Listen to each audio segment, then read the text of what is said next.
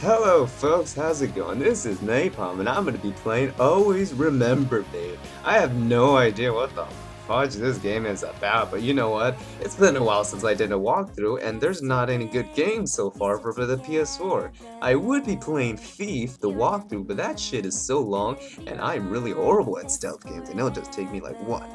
Maybe an hour just to get past one level? So I thought, why not do something that I'm unfamiliar with? Why not an anime? I have never done an anime thing, especially like a dating sim in a while, or at all actually. So I thought, why not? Let's give it a go. So let's let's end this horrible music that I probably heard as a kid on Radio Disney, and just start with the bloody game. What? What is this? Sunset? I don't know. Wait, what? Uh, I don't know. I'll wing it. All right. Remember that you can read the tutorial text at any point in the game by pressing the F1 key. Well, that's what I used to record, so I can't do that. All right. All right. This is a dating sim game. Why is there a difficulty level? Normal difficulty, easy. How is it hard difficulty? Why? I have all this stuff: money, culture, creative romance, discipline, blah blah blah blah blah. And in case you guys haven't noticed, this game is about your boyfriend gets amnesia and you have to make him remember and all that stuff. Be like, hey, Tom, you and I we used to date, and all that stuff. Oh, I'll just find out. Actually, let's just play the damn game. Standard intro, yeah. We were walking together hand in hand, watching as the sun descended beneath the horizon. The evening was wearing on, and the warm colors of twilight were starting to fade from the sky. Amaranth, huh? Amarantha. So it's just like Samarantha. I don't know. All right, I'm gonna do some of the voices as best as I could. I don't know what to do. Aaron, you're doing enough. Don't worry about things so much. But he still doesn't approve of me. Do you think he doesn't like my job? Maybe he thinks it doesn't earn enough money. Or that I should be doing something better. I would like to do more, but it's the best part-time job I could find. His eyes were sympathetic as he looked down at my worried expression. I know he feels bad that his father, Osher, was creating so much grief for us, but I also knew that the situation was going to be difficult when I decided to stay with him. I don't think it's your work. He can be pretty stubborn. I know some people think that I could do better. It's not like a job at an ice cream parlor is anything special. I concur. That's actually a pretty kick-ass job. You get all the ice cream you could want. I'm attending my first year of college for creative writing. It's a natural fit since I've always loved to write poetry and prose. I had to take a part-time job during the summer to pay for my studies. Some girls in my classes have really good summer jobs. Honestly, I don't think he'd approve of a girl without a lot of persuading first. I don't think it's anything personal. He's just being stubborn. Yes, but after all this time, I really thought that he would have warmed up to me by now. He just doesn't understand that we're serious about our relationship. Or he just doesn't want to understand. It's just exasperating since everyone else has been so supportive of us. He'll come around eventually. It's just a matter of time. I hope so. I just wish he wouldn't object almost every time he finds out we're going out on a date. I know. But it'll get better soon. I promise. We reached music. We reached the staircase that led back to the boardwalk and parking lot. Even over the sand dunes, I could see where Aaron's motorcycle was parked. We were about to ascend the stairs when he stopped and turned around to face me. Oh, look at that. He took my other hand in his and leaned down, gently kissing me on the lips. Oh my god. Nice. Yeah. I couldn't help but smile slightly, feeling my anxiety melt away. Don't look so worried all the time, alright? You're much more beautiful when you're smiling, Amy. Wait, what? I thought her name was Arantha or something like that. I don't know. Or that's just short for that. Okay, let's keep going. I returned the smile and leaned up to kiss him again. You're such a romantic. You make it sound like a bad thing. We both laughed as we ascended the stairs, still hand in hand. This is definitely how it should be. I always feel so safe with him at my side. Let's go home. Alright. Okay, but can we stop for ice cream first? I get an employee discount on everything, you know. Oh, shit. Let's go home. Oh, fuck. So the scroll button, you can, okay. So ice cream discount, blah, blah, blah. Sure. They have the best new type of ice cream sundae now. We should split one. But then it'd be called a banana split. Sounds good. My smile grew brighter and pleasant as thoughts passed through my mind. He mouthed his motorcycle and I sat on his back, mounted, wrapping my arms around his middle and holding on tightly. I rested my head against his broad shoulders and let a contented sigh escape my lips as the engine started up. The sun disappeared beneath the horizon and the darkness of night began to overtake the sky. We sped out of the parking lot in less than a minute and onto the nearly empty road that led back into town. The trees blurred as we flew down the road. We were only driving for a short while before a strange feeling of foreboding settled over me. I shivered involuntarily, despite the warm temperature, and squeezed Aaron tightly, watching as it got darker and darker on the one-way road. I was thinking of what to make for us for breakfast in the morning when we reached an intersection. Wow, that's too many W's. We waited patiently for the light to change color, and when the green circle lit off its artificial glow, Aaron resumed driving. We had just entered the intersection and when, very suddenly, I heard it. What? I looked up, eyes wide with confusion, to see another car barreling down the road, swerving back and forth as it approached us. Aaron tried to steer away from the oncoming vehicle, but there was no hope of evasion. The car had made no attempt to brake as it passed through the red light and collided with us.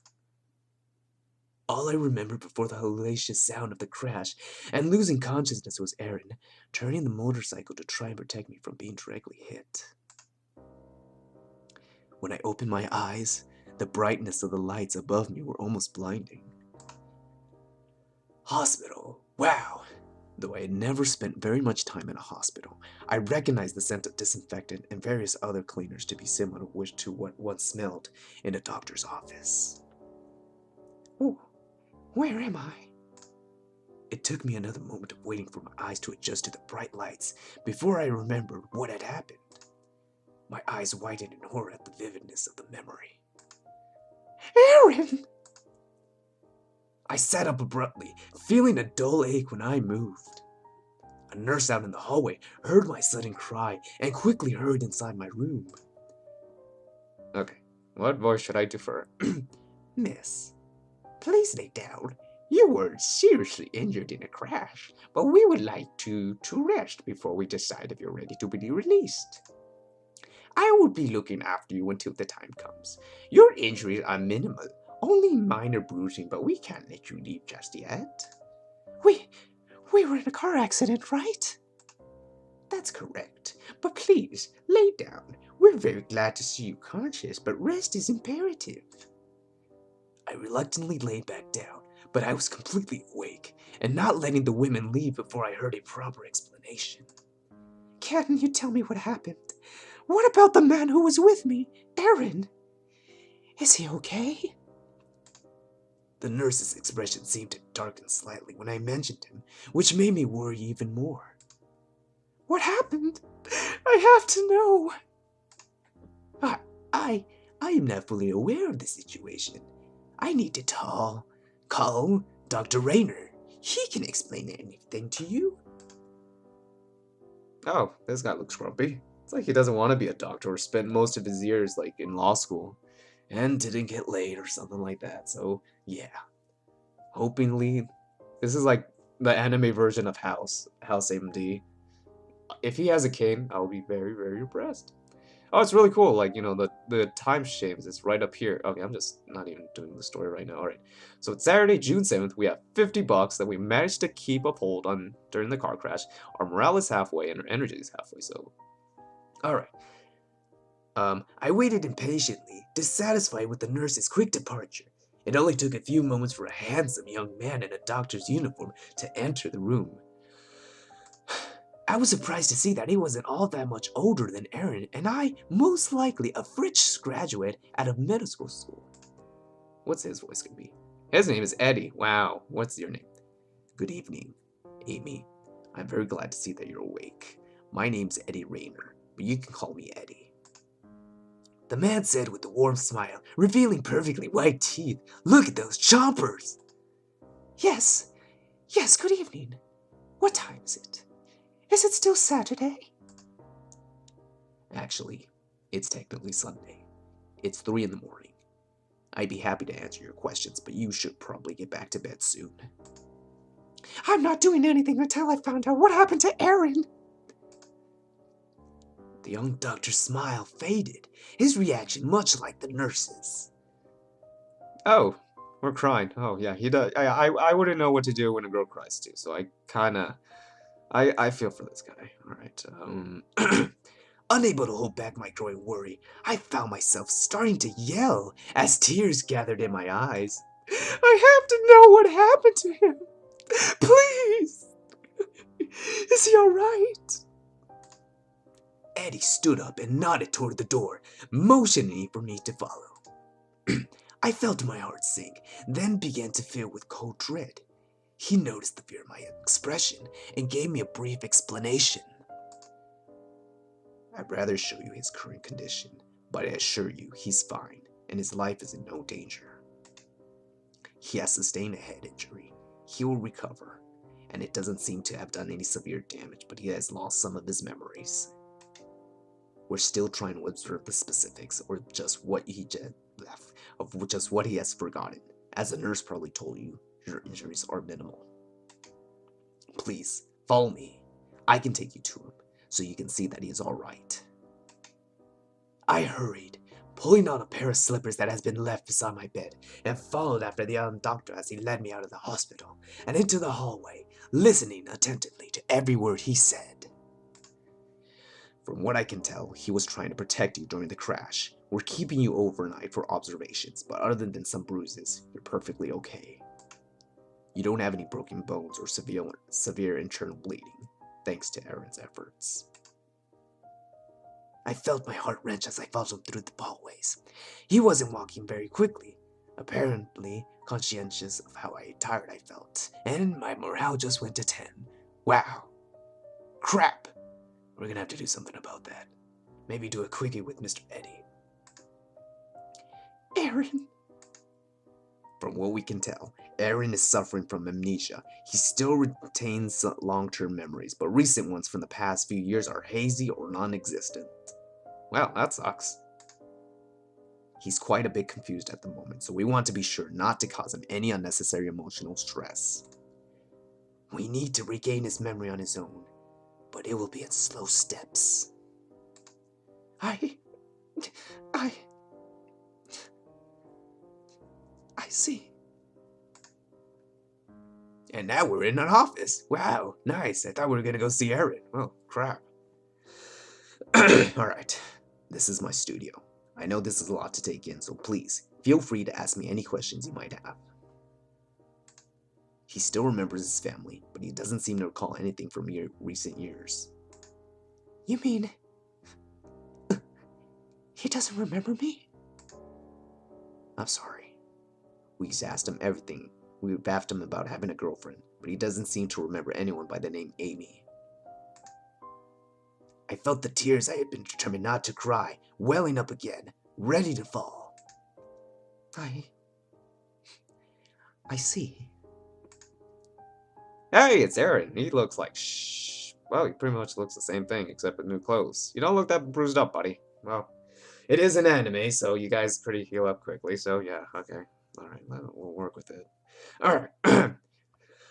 We walked through a doorway and into a room with a glass window that led me into Aaron's room. I'm sorry to ask this of you, but since we don't want to cause him any grief or aggravate his condition, I must ask that you do not meet him yet. He's very confused and needs rest. I understand. I remained there for a long time, watching him and letting tears silently slip down my cheeks as two nurses spoke to Aaron, who wore a perplexed expression. How could you forget all about me? And now we're playing. You can move between locations using the map. Right now, you can only return back to your home, but later in the game, you'll be able to move where you want. Alright, nice. Alright. The town's biggest park. It's beautiful. You often go there to relax and think. Okay. You're home. You live with your Aunt Gwenda and your cat Nina. Well, that's pretty sad, you know? Living with your aunt and your cat, you know? If you didn't live with your aunt and you only live with your cat, now that would be really, really sad, you know? And probably you wouldn't have a boyfriend to begin with. Alright, I don't see the save option because I want to save right now. It's the town's gym. Sorry, but you can't go there right now. Alright, fine. I'll go to my house. Alright, as soon as we get there, I'm just gonna save. Alright. I was released from the hospital in the morning and came right home. When I walked inside, I was greeted with a soft meow when my cat, Nina, brushed up against my leg. Oh god, this voice is really doing a number on me. Hi, Nina. Did you miss me? I smiled and reached down to pet her affectionately, though I couldn't help but remember how Aaron would always fuss over her. Nina was a great judge of character, and she adored Aaron, even before he started bringing treats for her all the time. Where is the... Oh, there it is. Okay. Aaron always loved cats so much. He loved big cats and little cats like you. But you were always his favorite kitty. But I'm his favorite kitty. Nina cuddled my fingers affectionately when I knelt down to pick her up.